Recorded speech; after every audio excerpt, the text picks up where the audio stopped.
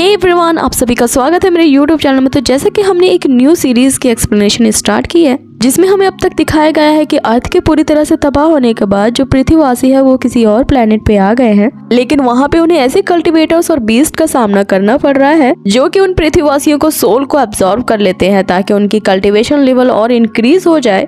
लेकिन यहाँ जो पृथ्वीवासी होते हैं वो अपनी हाईटेक टेक्नोलॉजी का यूज करते हुए वहाँ पे 3 कैंप्स एस्टैब्लिश कर देते हैं, जिनमें से पहला होता है बैटल सिटी, दूसरा होता है सिटी ऑफ होप और तीसरा होता है टिंडर सिटी। अब जो बैटल सिटी होता है उसका काम ये होता है कि वहाँ पर वो नए नए स्टूडेंट्स को मार्शल आर्ट्स की ट्रेनिंग देते हैं और जो कल्टीवेटर्स उन पे अटैक करते हैं वो उन्हें ढूंढ के मारते हैं।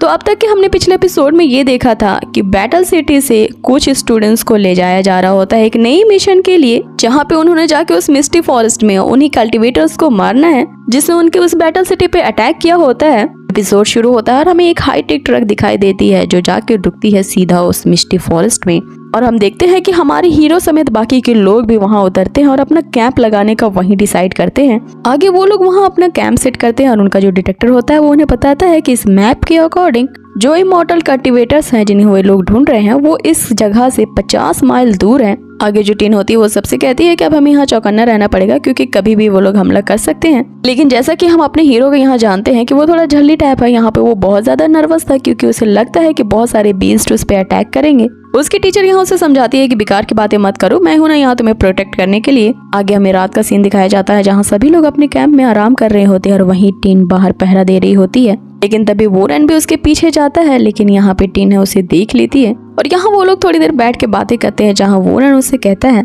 कि क्या मैं सच में यूजलेस हूँ क्योंकि सभी लोग मुझे बुली करते हैं, क्योंकि अभी तक मैंने उस होली सोल को अवेकन नहीं किया है, तो क्या सच में मैं बेकार हूँ। इस पे टीन उसे दिलासा देती है कि अगर ऐसा रहता तो मैं तुम्हें इस मिशन में जाने के लिए क्यों चूज करती। आगे वो उससे कहती है कि तुम में ऐसी जरूर कुछ बात है जो तुम्हें उन दूसरों से अलग करती है। लेकिन तभी हमें वहाँ बहुत सारी बीस्ट की आंखें चमकती हुई दिखती हैं और टीन यहाँ सबको अलर्ट हो जाने के लिए कहती है। सब लोग अपने कैंप से बाहर निकलते हैं और वो सारे अपने वेपन्स के साथ तैयार हो जाते हैं उनसे फाइट करने। यहाँ टीन के एक बार फायर करती है वो सारे मॉन्स्टर्स एकदम बाहर आ जाते हैं जो कि एक्चुअल में छोटे छोटे एंट्स होती हैं। उनका डिटेक्टर उन्हें इन्फॉर्म करता है कि ये डी लेवल के बीस्ट हैं जो कि मैन ईटिंग के साथ साथ थंडर ईटिंग भी करते हैं, और इनकी ये खासियत है कि ये ग्रुप्स में अटैक करते हैं और इन बीस्ट को हराने के लिए इनको ग्रुप्स को पहले तोड़ना होगा। आगे हम यहाँ एक बहुत ही जबरदस्त सी फाइट देखते हैं। वे सभी लोग अपने अपने स्किल्स को दिखाते हुए उन चींटियों से फाइट करते हैं, जहाँ लेंटियान होता है वो अपने शॉट से एक ही स्प्लैश से उन चींटियों को मार रहा होता है।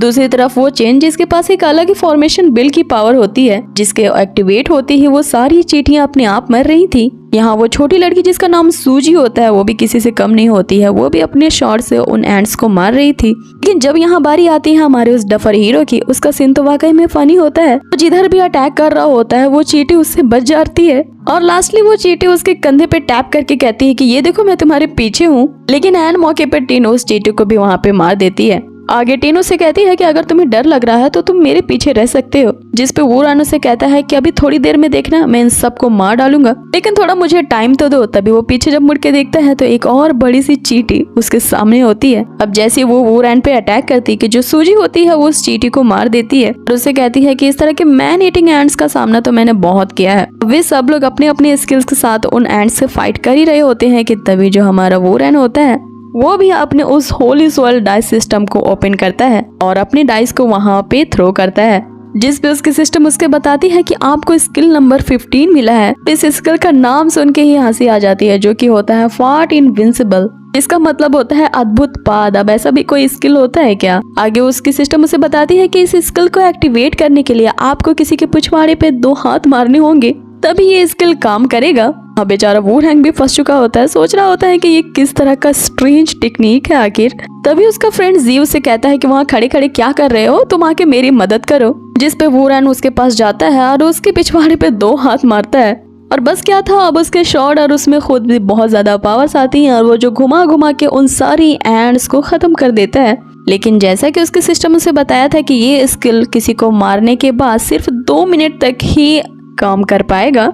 अब जैसे ही उसका टाइम अप होता है यहाँ वो रॉन तो जल्दी से अपने दोस्त के पीछे छुप जाता है और उसके पीछे चींटियों का झुंड पड़ जाता है। आगे हम देखते हैं सूजी को जिस पे लगातार एंड्स अटैक कर रही होती हैं। तभी दोनों लड़के उसके पास पहुंचते हैं और कहते हैं कि हमारे पास एक टेक्निक है, लेकिन तुम बुरा मत मानना उसके लिए अगर हम ऐसा करें तो। और तब क्या था, यहाँ देखते हैं वुरन को, वो सूजी को भी मारता है और फिर उसकी पावर्स इंक्रीज हो जाती हैं, जिससे वो वहाँ पे मौजूद सारी चींटियों को मार देता है। और वहीं सूजी उससे कह रही होती है, ठरकी कहे कि अगर दोबारा ऐसी हरकत की ना तो तुम्हारी खैर नहीं।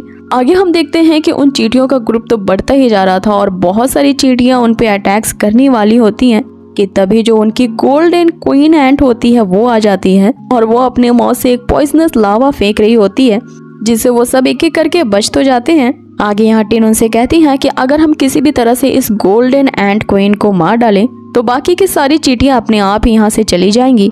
अब वो अपने गन से उस क्वीन एंट पे अटैक करने लगती है, लेकिन उसका इस पे कुछ असर नहीं होता क्योंकि उसकी स्किन बहुत ही मोटी होती है। अब यहाँ पे वुरन को एक आइडिया होता है कि जो इस तरह के इंसेक्ट्स होते हैं उनके पेट के पास की स्किन बहुत ही पतली होती है और अगर वहाँ पे इस पे अटैक किया जाए तो ये तुरंत ही मर सकती है। अब इसके लिए वुरन एक वहाँ पे पड़ी एक रस्सी को उठाता और सबसे कहता है कि जब वो एक बार इशारा करे तो सब उसके साथ इस एंट को खींचना। आगे हम देखते हैं वुरन उस क्वीन एंट के डंक पे उस रोप को फंसा देता है और फिर वो सारे लोग मिलके उस रोप को खींचते हैं, जिससे वो एंट थोड़ी सी ऊपर उठ जाती है।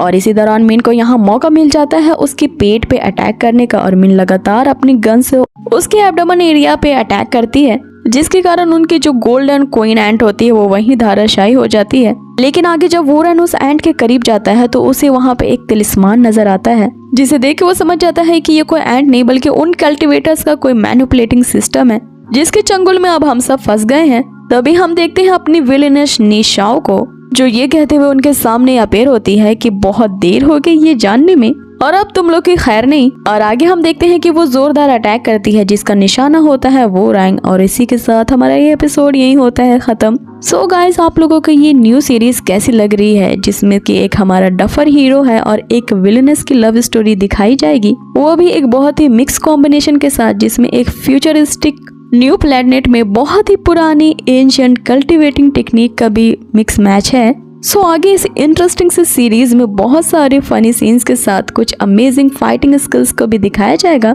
सो अगर वीडियो जरा से भी अच्छी लगी हो तो इसे जरूर से लाइक कर दिया करो और मुझे ढेर सारे कमेंट करो, क्योंकि आपके लाइक्स एंड कमेंट्स ही हैं जो मेरी मोटिवेशन का सोर्स है। मिलते हैं आपसे इसके नेक्स्ट एपिसोड में। Till then take care, bye.